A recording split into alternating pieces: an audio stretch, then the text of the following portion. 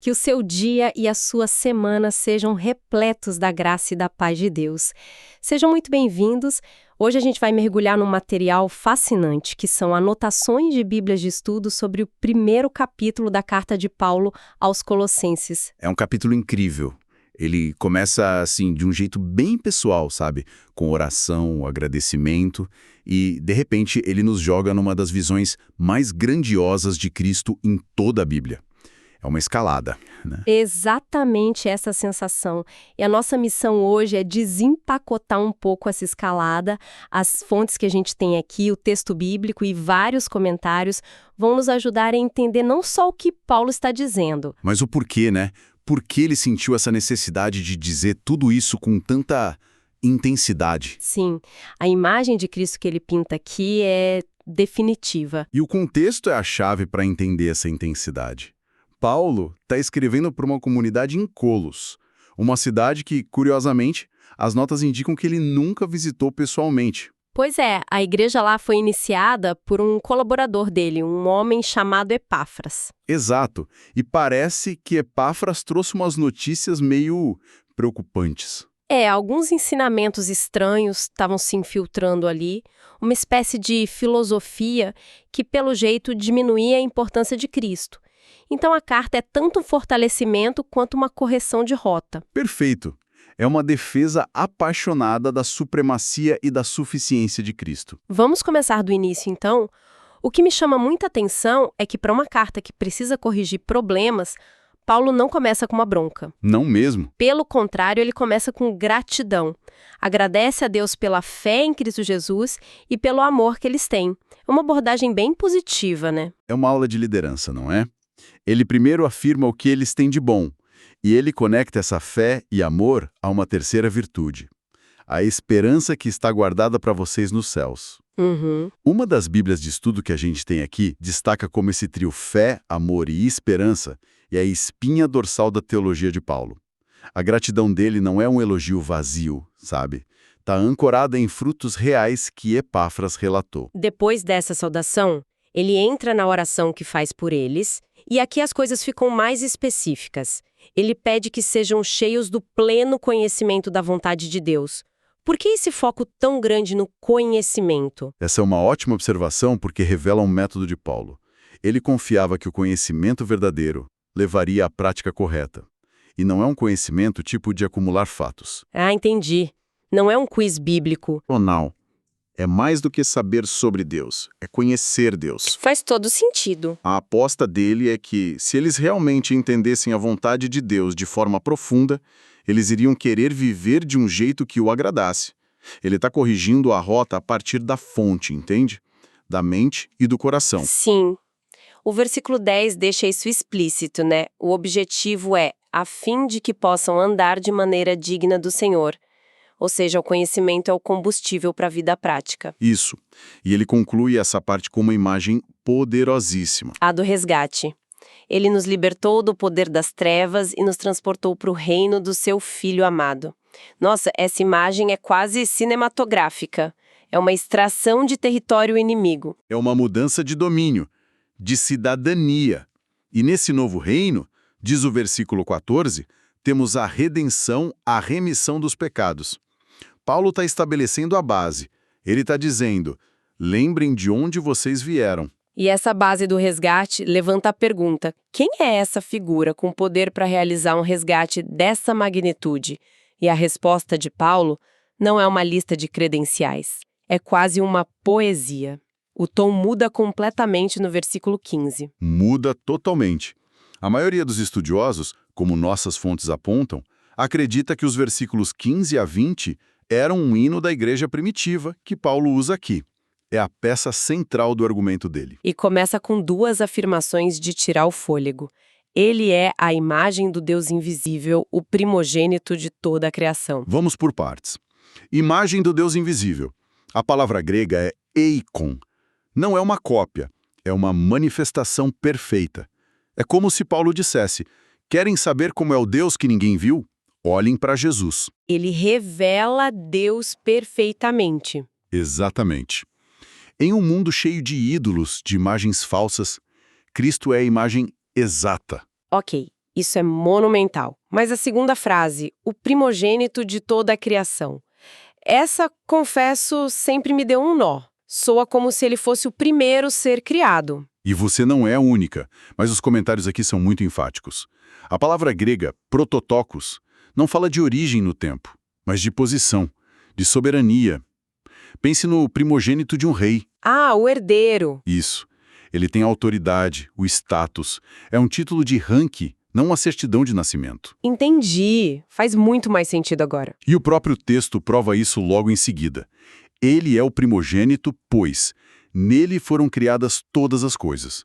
Ele não pode ser uma criatura se ele é o criador de tudo. E essa lista, tronos, soberanias, principados, potestades, os comentários sugerem que ele está falando diretamente para a cultura da época, né? Sim, ele está entrando no campo de batalha dos adversários.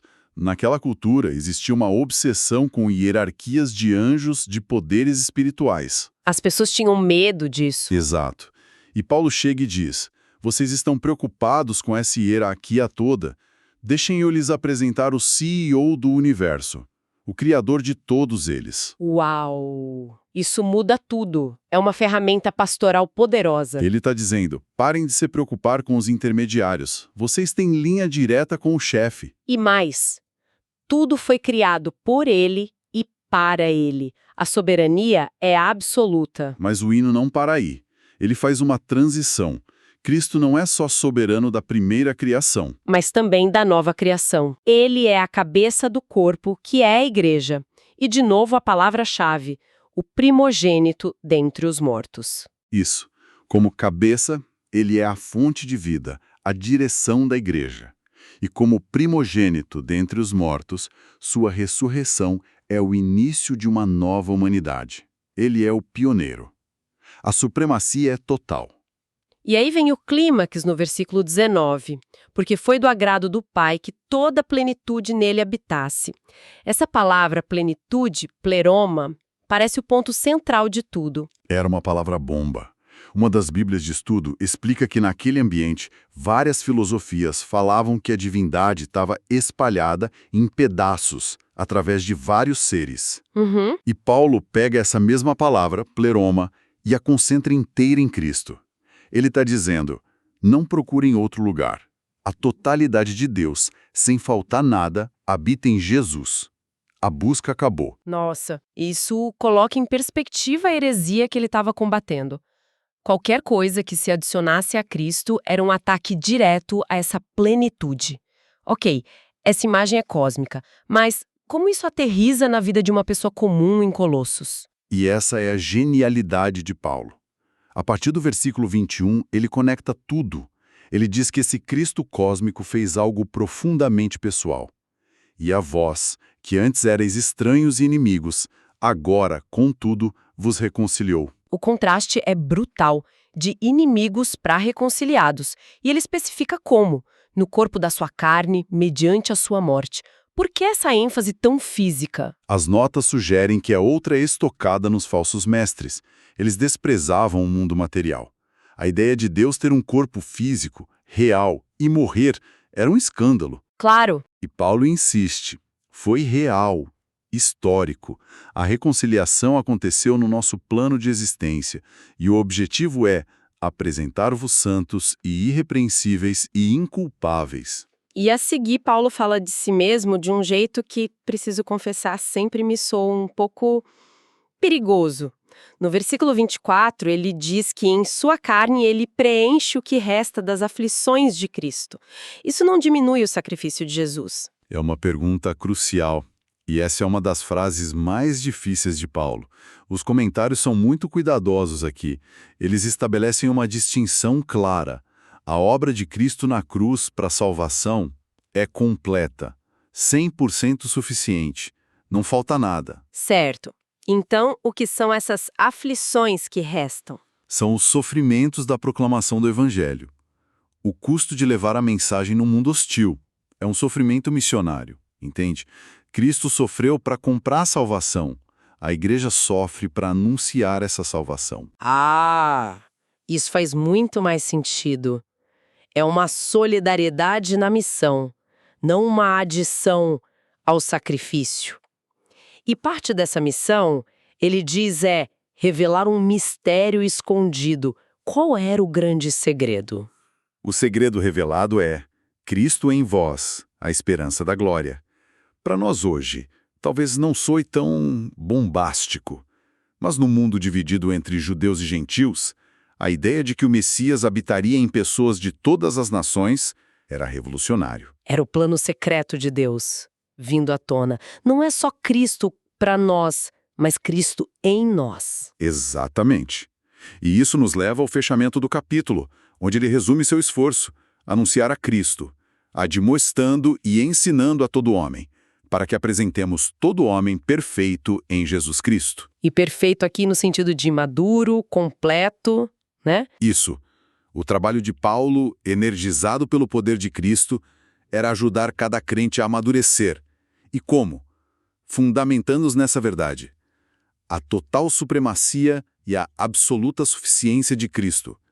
Se você tem Cristo, você tem tudo. Ao refletirmos sobre essa jornada que a gente fez pelo capítulo, fica uma questão para a gente pensar durante a semana. Sim. Paulo nos apresenta esse Cristo imenso, criador, sustentador, reconciliador, a plenitude de Deus. A questão é como essa imagem de um Cristo totalmente supremo impacta a nossa busca por maturidade. Isso nos intimida, nos faz sentir pequenos, distantes, ou, pelo contrário, nos dá a confiança de que nele, que é a cabeça de tudo, a gente encontra tudo o que precisa para crescer? Uma excelente reflexão para encerrarmos esta análise de Colossenses capítulo 1. Que Deus abençoe todos os ouvintes.